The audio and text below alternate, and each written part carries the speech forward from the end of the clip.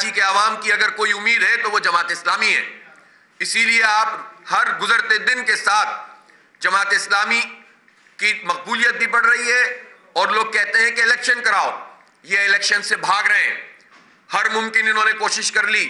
High court میں 2 مرتبہ چلے گئے. پہلی مرتبہ ہائی کورٹ میں گئے, Peoples Party, M Q M, P T I, Noon League, G D A, سب نے کہا الیکشن نہیں کراؤ. جماعت اسلامی نے کہا الیکشن کراؤ.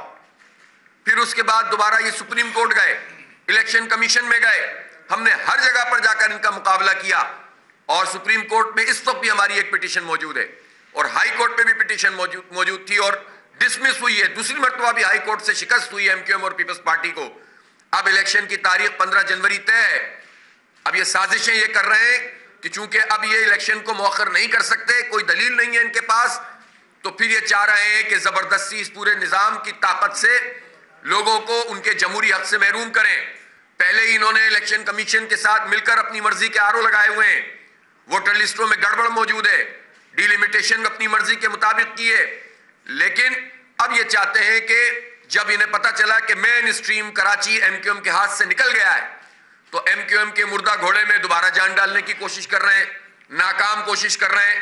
اور ایم کیو ایم کو دیکھیے کہ کس چیز پر پھر بک رہے ہیں, کس چیز پر کراچی کو بیچ رہے ہیں. کراچی کے اوپر ایک تہمت بن رہے ہیں کہ دوبارہ سے وزارتوں کی بات چلنا شروع ہو گئی ہے.